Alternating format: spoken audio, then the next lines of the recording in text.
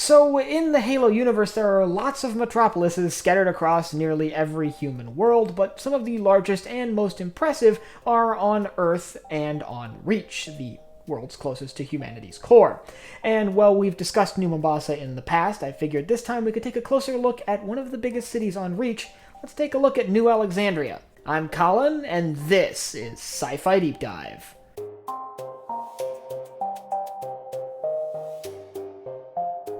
Remember, if you enjoy this video, to head down below and hit that subscribe button. So, as I mentioned, New Alexandria is one of the largest cities on Reach. It may actually be the largest.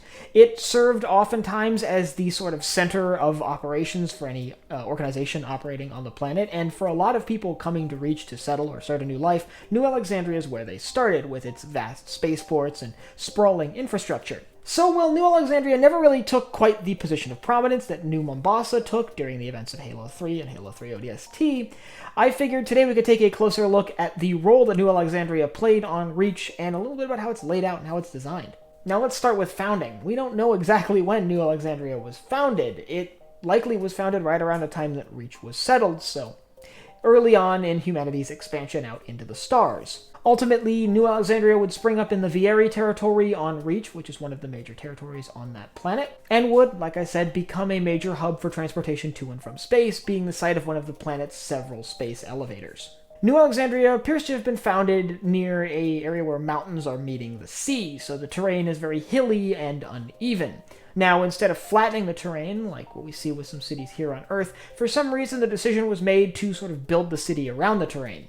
As a result, a lot of the structures, lower-lying structures closer to the ground in New Alexandria, seem to hug hillsides and adhere closely to terrain formations. The result are these flowing, almost water-like structures that are curvy, rounded, and relatively unusual within the Halo universe. The formation of the buildings in this manner ends up resulting in a lot of small plazas and little open spaces situated along the sides of these hillsides, and it also results in a lot of natural park, as some elements of the terrain are just untenable for the construction of structures. The result is a city with a lot of outdoor public space and a lot of outdoor spaces in general, which is actually rather dissimilar from most cities here on Earth. Even when you look at a city like New Mombasa, which exists in the same universe as New Alexandria, you can see a stark difference, where New Alexandria is much more open and natural, as opposed to New Mombasa's sort of industrial, human-modified terrain. It's specifically worth noting that it is on a northern coast, with the main body of water, the large ocean that it's built on the coastline of,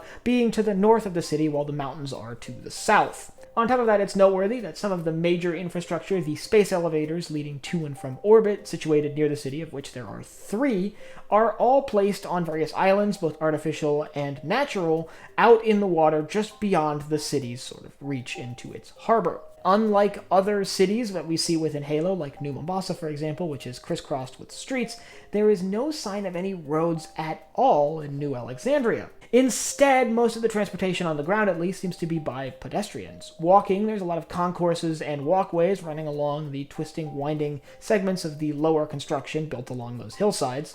And as you get higher up into the skyscrapers built above those structures, you notice these sort of walking concourses that connect them as well. Now, it's also worth noting that as a result, aquatic transport, using boats to get from one place to another, is actually fairly prominent, especially in the lower parts of the city. This is likely due to the fact that since the sort of hills and canyons the cities are built around are ultimately carved by a river that still sits at the bottom of those hills, the water is close to a lot of the city. It winds through the heart of the city in multiple directions, which makes the perfect environment for an effective water taxi service. That being said, it does still seem like the main way that people are getting around the city in general is through air transport. A lot of the skyscrapers that we see, especially during the mission New Alexandria, seem to have their own private helipads, either located on the sides of the building or on the roof.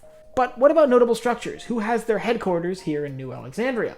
Let's start with the biggest government institution present there in that city, and that's Fleet Command. Fleet Command's headquarters, the command center for the entirety of the UNSC's Navy, is located in Olympia Tower, one of the tallest structures within the city.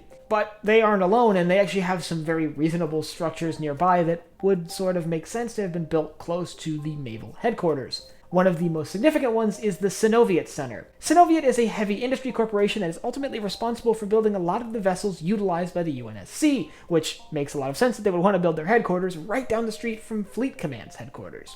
Another notable presence in New Alexandria is Virant. The Virant Telecom Tower, which is likely a large telecommunications company, is the site of Club Herrera. Which brings me to the Covenant. When the Covenant found Reach in August of 2552, the city's fate was already sealed. As the Covenant invasion rolled on and the main Covenant invasion force arrived on the planet, the city became a very obvious target, being a major metropolitan center. Within hours, the city was under siege, and within days, it was being glassed. Now, it's not entirely certain whether the entire city was destroyed in the glassing efforts carried out by the Covenant Navy during their invasion. There are some hints that seem to suggest that at least portions of the city did manage to survive, albeit were completely abandoned. And it is also noteworthy that there is strong evidence to support that the city is being rebuilt following the end of the war, that in the recolonization of Reach following the defeat of the Covenant, settlers returned to New Alexandria, many of them being people who fled there during the conflict, and began rebuilding their homes. It's likely that, unlike New Mombasa, New Alexandria actually will have a future following the end of the Human Covenant War. But all in all, while New Mombasa and New Alexandria both existed at relatively similar times, and within the same universe, they are very different from one another, both architecturally and in their design and in their history. And if you'd like to learn more about New Mombasa, one of the major metropolitan centers on Earth, I'll leave a link up here to my video on that. And I'd like you to let me know down in the comments what you prefer. Do you like the design, the layout, and the story of New Mombasa, or do you prefer the sort of newer, sleeker look that we see in New Alexandria? And if you have anything else you'd like to see me cover in Halo, leave it down below in the comments. Last but not least, if you enjoyed this video, head down below, hit the like button, the subscribe button, and the bell icon so you get notified when I upload new videos. So for Sci-Fi Deep Dive, I'm Colin, and I will see you next time.